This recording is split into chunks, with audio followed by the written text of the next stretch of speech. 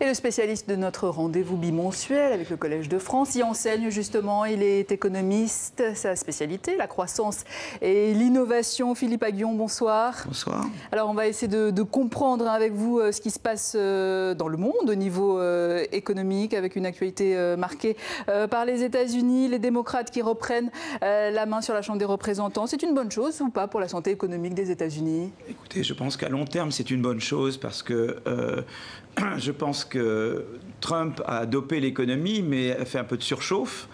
Et il a pris des mesures qui peut-être à court terme peuvent avoir des effets de relance, mais qui à long terme sont néfastes, comme par exemple toutes les mesures en matière de commerce, de restriction du commerce, et puis également l'agressivité à l'égard de la politique vis-à-vis de l'Iran, etc. Donc je pense que c'est bien qu'il y ait un contre-pouvoir et que la Chambre joue ce rôle de contre-pouvoir. Et quand on parle d'une croissance à 3,5% au troisième trimestre aux États-Unis, merci qui, Donald Trump ou Barack Obama? Parce que ça avait commencé. Je pense que celui, je crois beaucoup Barack Obama. Je pense que celui qui a sorti l'Amérique de la crise financière, qui a suivi les bonnes politiques pour sortir les États-Unis de la crise financière, ça a été l'administration Obama. Donc Donald Trump recueille les fruits, à mon avis, beaucoup de la politique d'Obama, oui, je pense, en grande partie. Et il a tenu ses promesses de campagne ou pas? Ou c'est un trompe-l'œil? Trump, oui, Trump. Il avait promis une politique plus xénophobe, ça il tient parfaitement les promesses. Il avait promis des restrictions commerciales, là-dessus il tient les promesses. Bon, il avait promis des exonérations fiscales pour les plus riches, là, il tient ses promesses. Donc sur tous ces plans-là, il tient des promesses, évidemment. Et une politique très dure sur tout ce qui est migration.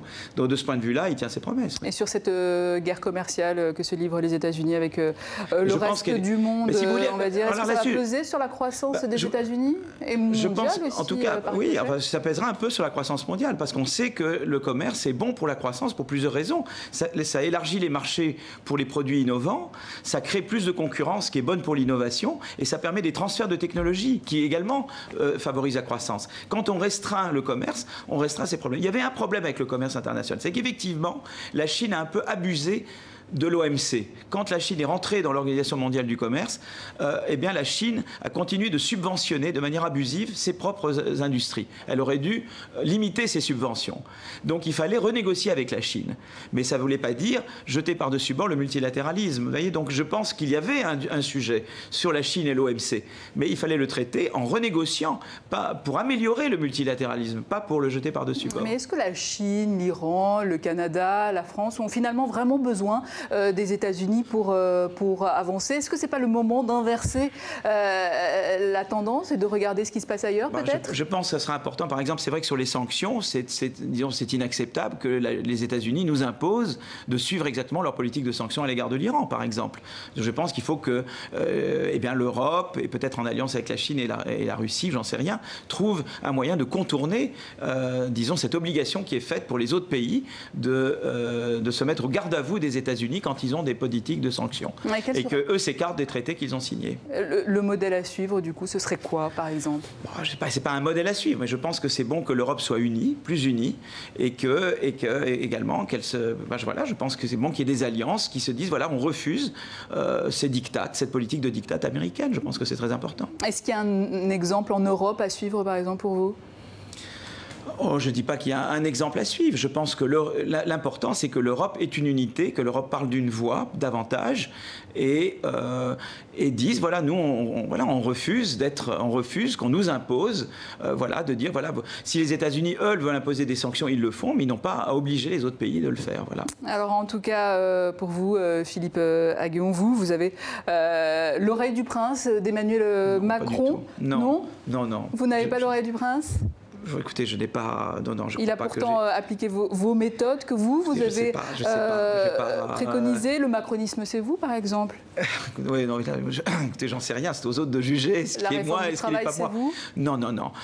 Écoutez, j'ai connu Emmanuel Macron dans la commission Attali, et depuis cette époque, on a beaucoup parlé de politique de croissance et de modèles, et voilà, comment réconcilier croissance, mobilité sociale et protection sociale. Donc, c'est des sujets sur lesquelles on a beaucoup discuté. Mais enfin, Emmanuel Macron discute avec beaucoup de gens et j'aurais jamais la prétention de dire c'est moi qui ai influencé, c'est moi qui étais déterminant. Mais si c'est les conversations que nous avons eues, qu'on continue d'avoir, peuvent être utiles, c'est une bonne chose. Créer de l'emploi en licenciant, c'était votre solution à vous, non ? Ah non, moi mon idée c'est le modèle scandinave. Vous voyez, moi vraiment un tropisme très danois. Vous voyez, les Danois ont introduit l'idée de flexi-sécurité, c'est-à-dire de rendre plus facile l'embauche et le licenciement, mais en même temps, si vous voulez, de mettre une discipline, ce que vous avez au Danemark. Vous avez un système de bonus-malus au Danemark. Si vous licenciez trop et vous abusez, eh bien vous êtes, comme entreprise, vous devez payer davantage, contribuer davantage au système. Et puis, c'est un système où quand vous perdez votre emploi, vous avez des sécurités de revenus et vous avez une très bonne formation. Donc et on vous propose de l'emploi, alors c'est ce que ça veut dire. Mais c'est-à-dire, c'est quand il y a licenciement, il y a aide pour retrouver un emploi et il y a garantie de revenus. Et l'idée, c'est que si vous jouez le jeu de vous former et de chercher un emploi ou d'accepter les emplois dans votre qualification qu'on vous propose, voilà, à ce moment-là, vous avez droit à cette garantie de revenus. Donc je suis contre la dégressivité des allocations chômage, par exemple. Voyez, je suis pour maintenir les allocations chômage, mais d'avoir une certaine conditionnalité au fait de faire l'effort de se former et de chercher de nouveaux emplois. Mais pourquoi je ne suis pas pour le licenciement? C'est que la croissance par l'innovation, c'est la destruction créatrice. C'est-à-dire que se créent et se détruisent des activités. C'est dans l'ordre des choses. Mais ce qu'il faut, c'est que cette flexibilité-là soit qualifiante et pas précarisante. Et c'est tout le système scandinave et danois notamment qui a fait que cette mobilité, ce dynamisme sur le marché du travail est devenu qualifiante et pas précarisante. Et donc on s'y approche ou pas de ce tropisme? Alors il y aura les négociations sur l'assurance chômage, ça va être très intéressant de voir, notamment sur la dégressivité. J'espère qu'on n'ira pas dans la direction de la dégressivité des allocations chômage, qui serait alors un choix pour l'anglo-saxon contre le scandinave. Et c'est ce modèle-là que vous allez proposer au comité d'action 2022 en préparation de cette vaste réforme de l'État aussi? Alors pour la réforme de l'État, l'idée de la réforme de l'État, c'est de dire il y a des endroits où on peut dépenser moins, mais il y a des endroits où il faut dépenser plus. Par exemple, je pense qu'on manque d'infirmières. Par exemple, je pense qu'on manque de professeurs et que les profs sont sous-payés. Je pense qu'en partie, les mauvais tests PISA que nous avons en France, c'est parce que les profs ne sont pas assez motivés, parce qu'ils ne sont pas assez bien payés. Donc je pense qu'il y a toute une série de postes où il faut investir davantage. Par contre, je pense qu'effectivement, grâce au progrès de l'informatique, on n'a plus besoin du même millefeuille territorial ou du millefeuille social qu'on avait avant. C'est-à-dire qu'il y a un certain nombre de tâches qui peuvent être automatisées. On peut profiter, comme d'autres l'ont fait, de ces avancées technologiques pour moins dupliquer certaines fonctions. Voilà. Et peut-être économiser plus dans certains domaines pour dépenser plus dans d'autres. Donc l'idée n'est pas de réduire, l'idée c'est de dépenser mieux. Vous voyez, que la dépense publique soit, disons, allouée vers l'éducation, vers la santé, vers ce qui est porteur de croissance, vers la recherche fondamentale, vers l'enseignement supérieur. Voilà, ça je crois que c'est très important. Voilà. C'est des postes vers lesquels il faut investir beaucoup plus. La rue en tout cas est en colère depuis plusieurs mois déjà, ça c'était prévisible selon vos écrits. C'est normal finalement? Écoutez, alors là je pense que d'une manière générale, donc sur l'ensemble des réformes qui ont été faites, je pense qu'il y a eu des bonnes réformes. Je pense que la réforme fiscale, c'était important de dire, je m'aligne sur la fiscalité des Scandinaves. Je fais donc une taxation sur le capital qui est la même pour qu'elle soit incitative. La réforme du marché du travail, les ordonnances, je pense que c'était important. Vous avez vu qu'il y a beaucoup moins de recours au prud'homme, qu'il y a eu beaucoup de création d'emplois et beaucoup de CDI qui ont été créés. Donc je pense qu'on voit déjà les effets positifs de ces réformes. Je pense que la formation professionnelle, elle ne marchait pas du tout chez nous. Eh bien, on réforme la formation professionnelle pour que vraiment elle donne des résultats. L'éducation, il y a quand même le dédoublement des classes préparatoires dans les zones difficiles, l'école maternelle obligatoire. Il y a toute une série de réformes qui ont été faites qui vont dans la bonne direction. Donc tout ça, c'est très bien. Mais je pense que pour l'histoire de la taxe carbone, sur le fond, je suis pour une taxe carbone parce que je pense que c'est une incitation à produire propre et à innover propre. Mais toujours quand on prend une mesure comme ça, il faut voir les conséquences sur certaines catégories de la population. Et il y a certaines catégories qui sont notamment rurales et qui sont dépendantes de la voiture, qu'on a encouragé à acheter du diesel il y a quelques années, qui maintenant ont leur véhicule diesel. Et on n'a pas fait ce qu'il fallait. Je pense que la justice, c'est de dire, on vous donne des moyens alternatifs. Si vous ne les utilisez pas, qui utilisent des énergies plus propres, vous ne les utilisez pas, alors vous êtes pénalisé. Mais s'il y a des personnes qui se trouvent en situation d'être otages, de ne pas avoir de moyens alternatifs, de leur dire simplement on vous augmente le prix, ça c'est pas juste parce que ces gens-là, ils n'ont pas le choix. Vous voyez. On parle de 4 milliards de taxes vertes. Vous trouvez que c'est juste ? Tout dépend comment elle est utilisée. Donc tout dépend d'abord comment c'est distribué, sur qui l'effort repose. Vous voyez ce que je veux dire? Donc d'abord, est-ce qu'on prend en compte les personnes qui n'ont pas d'autre alternative que de prendre leur voiture? Donc là, il fallait penser à ça. Maintenant, on y pense. Maintenant, le président a dit qu'il allait introduire des mécanismes correctifs, mais il y fallait penser avant. Voilà. Et deuxièmement, il y a une autre chose, c'est à quoi l'argent est consacré.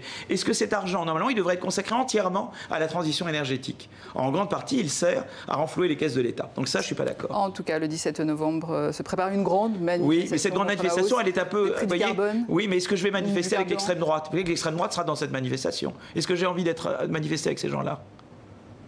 Non, mais il y a d'autres raisons. Oui, mais est-ce que j'ai envie de... Est-ce que j'ai envie de... Oui, mais voilà. Est-ce que je veux... Est-ce qu'il faut qu'il y ait cette alliance-là? Voilà. Donc c'est une question qui se pose. Philippe Aghion, le Brexit approche. On est à 4 mois de la sortie du Royaume-Uni.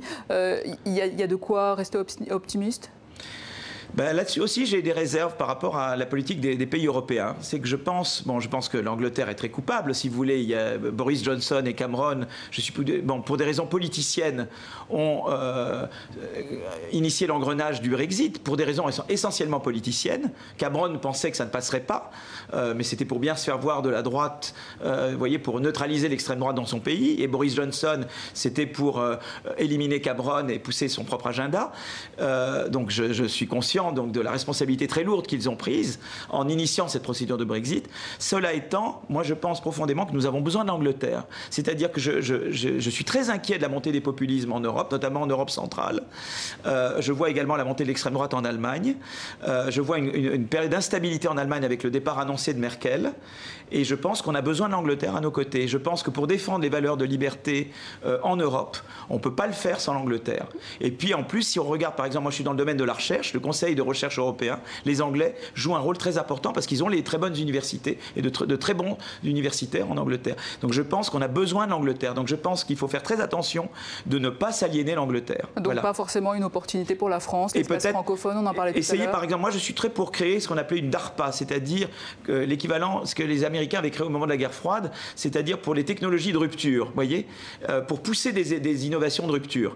Et ben je pense qu'on pourrait faire ça avec l'Allemagne et l'Angleterre, quitte à ce que d'autres pays rejoignent. Et ça serait une bonne manière d'intégrer l'Angleterre à une initiative européenne nouvelle. Voilà. Et je crois qu'il faut réformer l'Europe et viser à ce que l'Angleterre rejoigne. Je crois qu'il ne faut pas du tout être dans une optique que l'Angleterre soit s'en aller. Il faut au contraire nous réformer et permettre à l'Angleterre de rester avec nous. Une petite réaction, si vous le voulez bien, sur la mort de l'ex-premier ministre québécois Bernard Landry. Je ne l'ai pas connu. Vous l'avez pas connu. Je ne peux pas juger. Ces réformes, voilà. vous je ne sais pas, malheureusement. Je ne veux pas parler de choses que je ne connais pas. Philippe Aghion, merci. Je rappelle prie. que vous êtes professeur au Collège de France et à la London School of Economics. Merci, bonsoir.